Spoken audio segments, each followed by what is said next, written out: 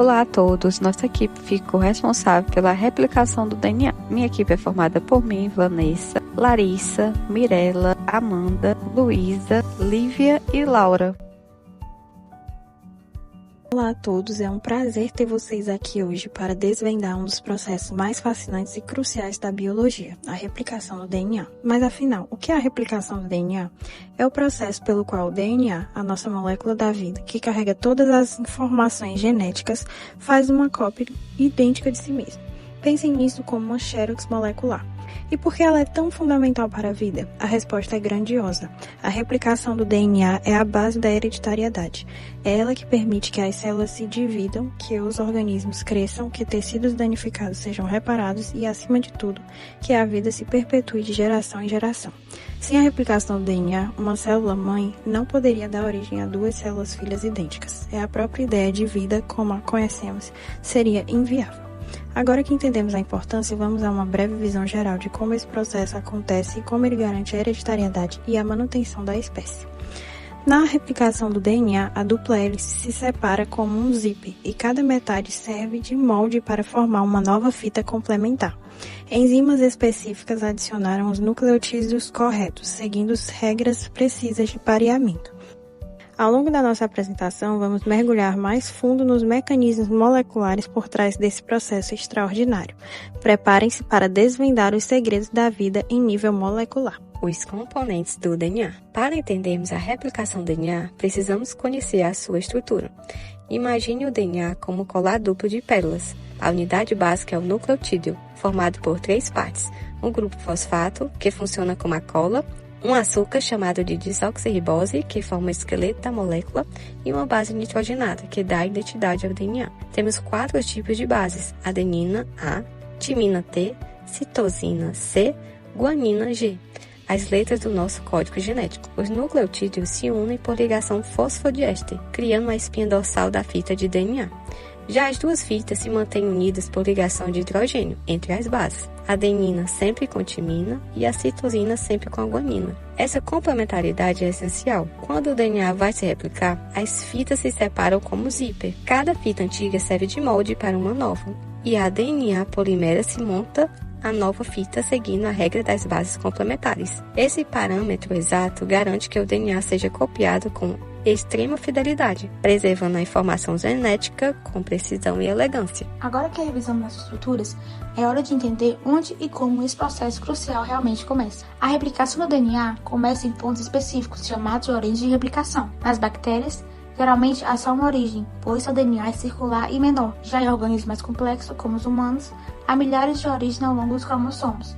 Isso permite que o processo seja rápido e eficiente, como várias pessoas copiando diferentes partes de um livro ao mesmo tempo. Essas origens são regiões ricas em A e T, porque essas bases se ligam por apenas 2 ligações de hidrogênio, mais fácil de quebrar. Isso facilita a abertura do DNA para iniciar a replicação. Depois que a origem de replicação é identificada, entra a ação do DNA helicase, uma enzima essencial que funciona como zíper molecular. Ela desenrola a dupla hélice do DNA e suas 2 fitas, quebrando as ligações de hidrogênio entre as bases.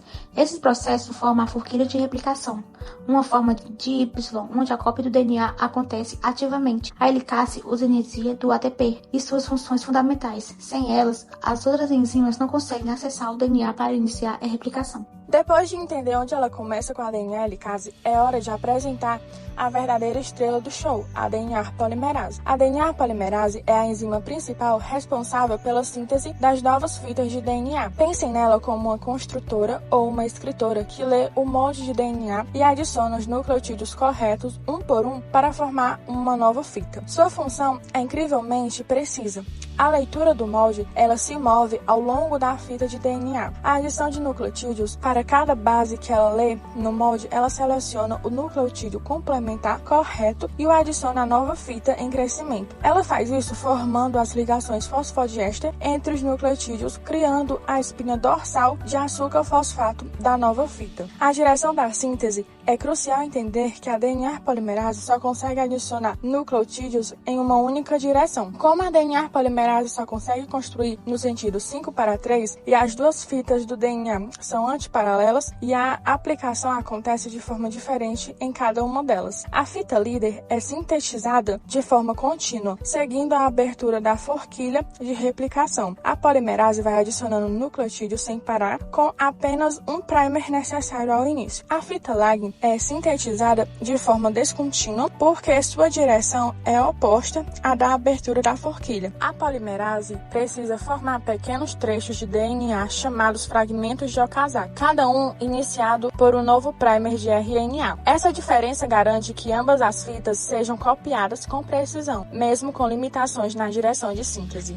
Já vimos como o DNA helicase abre a dupla hélice e como o DNA polimerase constrói as novas fitas. Agora vamos resolver um quebra-cabeça que surge nesse processo e como ele é brilhantemente resolvido pelas nossas células. Como a Luísa havia explicado, o DNA polimerase só consegue sintetizar DNA em uma única direção, da extremidade 5:3. E lembra que as duas fitas do DNA são antiparalelas, correndo sempre em direções opostas? Pois bem, essa característica cria um desafio para a replicação. Enquanto a fita líder é sintetizada de forma contínua, a fita lag precisa ser feita em partes, pois sua direção de síntese é oposta à abertura da forquilha de replicação. Por isso, o DNA polimerase trabalha em segmentos curtos, iniciados por pequenos RNAs. Cada vez que a forquilha avança, um novo RNA é colocado e a enzima forma mais um trecho de DNA. Esses pedaços são chamados de fragmentos de Okazaki e surgem porque a fita lag não pode ser construída de uma vez só, como na fita líder. Agora temos um problema: várias peças soltas de DNA na nossa fita lag. É aqui que entra outra enzima fundamental, o DNA ligase. O DNA ligase funciona como uma cola molecular